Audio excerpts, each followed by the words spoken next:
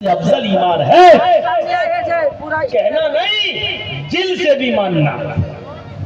لا الہ الا اللہ آدمی کہہ دیتا، اس کا مطلب صرف لا الہ الا اللہ کا مطلب یہ نہیں کہ اللہ کے علاوہ کوئی معبود نہیں۔ لا الہ الا اللہ کا معنی لا معبود الا اللہ، لا مسجود الا اللہ، یہ سارے معنی اس میں ہیں کہ نہ اللہ کے علاوہ کوئی الہ ہے، نہ اللہ کے علاوہ کوئی معبود ہے، نہ اللہ کے علاوہ کوئی مسجود ہے، نہ اللہ کے علاوہ کوئی ایسی ذات ہے کہ جس پر توکل کیا جائے، صرف اللہ ہی بھروسے کے لائق ہے۔ کیونکہ جب انسان رب اللہ سے رشتہ جوڑ لیتا ہے تو اس کا ایمان بڑا مضبوط ہو جاتا ہے۔ عبداللہ ابن حذافہ کو حضرت عمر فاروق رضی اللہ تعالیٰ عنہ ایک ملک میں بھیجتے ہیں اور عیسائیوں کے خلاف جہاد کا آرڈر دیتے ہیں۔ حضرت عبداللہ ابن حذافہ اپنے لشکر کے ساتھ، صحابہ کے ساتھ عیسائیوں کے ملک میں جاتے ہیں اور جہاد کرنا شروع کر دیتے ہیں، لیکن ان کی تعداد کم تھی اور عیسائیوں کی تعداد زیادہ تھی۔ عیسائی لوگ عبداللہ ابن حذافہ اور ان کے ساتھیوں پر غالب آ گئے اور حضرت عبداللہ کو اریسٹ کر لیا، عبداللہ ابن حذافہ کو گرفتار کر لیا اور ان کے بعد جو صحابہ تھے ان سب کو گرفتار کر لیا۔ اب اس عیسائی نے کیا کہا؟ اس بادشاہ نے کہا عیسائیوں کے، اے عبداللہ ابن حذافہ، دو شرط ہیں، ایک پوری کر دو ہم چھوڑ دیں گے تمہیں اور تمہارے ساتھیوں کو۔ عبداللہ ابن حذافہ نے کہا شرط بتاؤ؟ کہ پہلی شرط یہ ہے کہ اسلام چھوڑ دو، ہم تمہیں چھوڑ دیں۔ عبداللہ ابن ہم نے لا الہ الا اللہ پڑھا ہے، تیرے سامنے سجدہ کریں گے۔ لا الہ الا اللہ کا معنی سمجھ گئے؟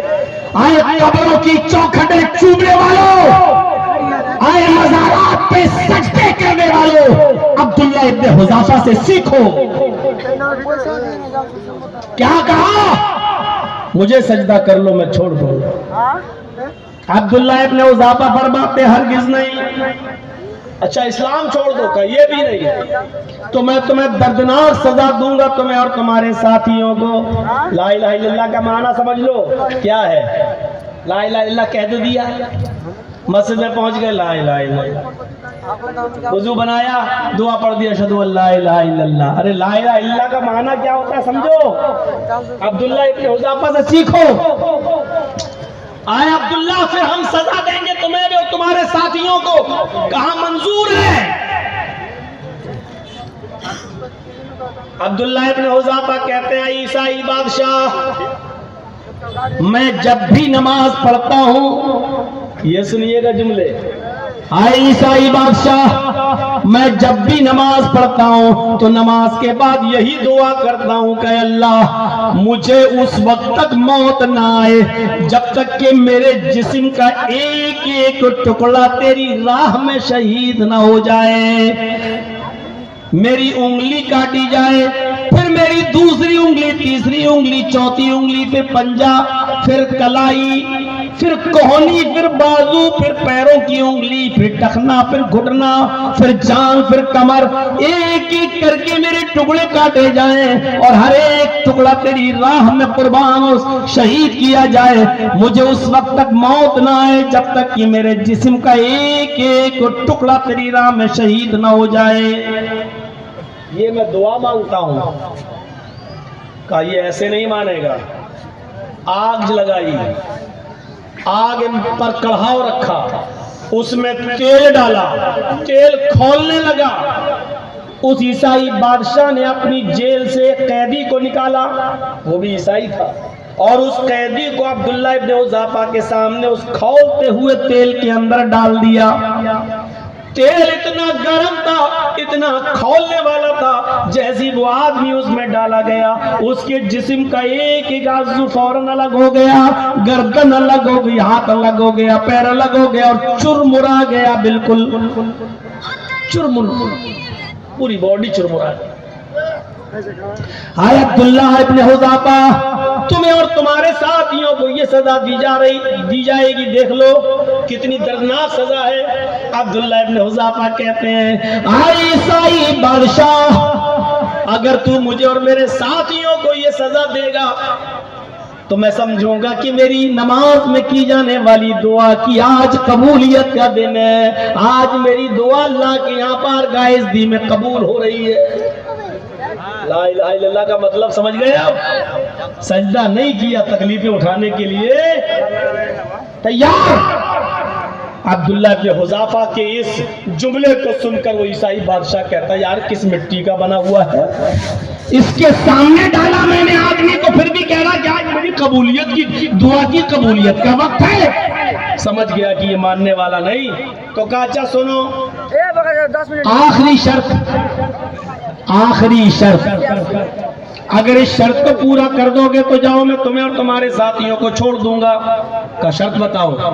کا شرط یہ ہے کہ تم آؤ اور میری پیشانی کا بوسہ لو, تم آؤ اور میری پیشانی کو چومو, یہاں کس کرو, یہاں بوسہ لو, اور تمہارے سارے ساتھی میری پیشانی کا بوسہ لیں. جو بوسہ لیتا جائے گا میں چھوڑتا جاؤں گا. عبداللہ ابن حذافہ نے تھوڑا سوچا اور سوچنے کے بعد فرمایا اے عیسائی بادشاہ یہ شرط مجھے تمہاری منظور ہے, ٹھیک ہے میں تمہاری پیشانی کا بوسہ لینے کو تیار ہوں. کہ شرک نہیں ہے, گناہ ہے. بھائی میں ایک باطل کی عزت کر رہا ہوں, ایک باطل سردار کی عزت کر رہا ہوں, یہ گناہ تو ہے لیکن شرک نہیں ہے. لیکن یہاں جان بچانے کے لیے یہ گناہ کرنا جائز ہو گیا ہے اور شریعت کہتی ہے اس وقت جان بچانا فرض ہے, یہ گناہ کر لو. مثلا سور کا گوشت ہی آپ کے پاس رکھا ہے اور کوئی حلال چیز آپ کو کھانے کو پاس ہے ہی نہیں, جبکہ یہ حرام ہے سور کا گوشت, لیکن آپ کی جان جا رہی ہے اور آپ سے کہا جا رہا ہے کہ یہ کھا کر اپنی جان بچانا تو بچاؤ نہیں تو بھوکے پیاسے مر جاؤ, اور وہ سور کا گوشت اس وقت کھلایا جا رہا ہے تو اس وقت شریعت کہتی ہے کہ اپنی جان بچانا فرض ہے. اگر آپ سے شرک نہیں کروایا جا رہا ہے تو حرام کام کر جاؤ, یعنی گناہ کا کام کر جاؤ. یہ سور کا گوشت اتنا کھا لو جتنے میں تمہاری جان بچ جائے, اپنی جان بچا لو, یہ فرض ہے کیونکہ جان بچانا ضروری ہے. سور کا گوشت کھا لو گے تو کوئی گناہ نہیں ہوگا, لیکن پیٹ بھر کر نہیں, اتنا ہی جتنے میں تمہاری جان بچ جائے. شریعت اجازت دیتی ہے. تیری پیشانی کا بوسہ لینا بھی غلط ہے لیکن چونکہ شرک نہیں ہے اور اس وقت جان بچانا ضروری ہے, کیونکہ شریعت بھی یہی کہاں اتنی تمنا کہ میرے جسم کے ایک ایک ٹکڑے ہو جائیں. اپنا جان دینے کے لیے تیار تھے لیکن شرک کرنے کے لیے تیار نہیں. اب وہی شریعت کہہ رہی ہے جان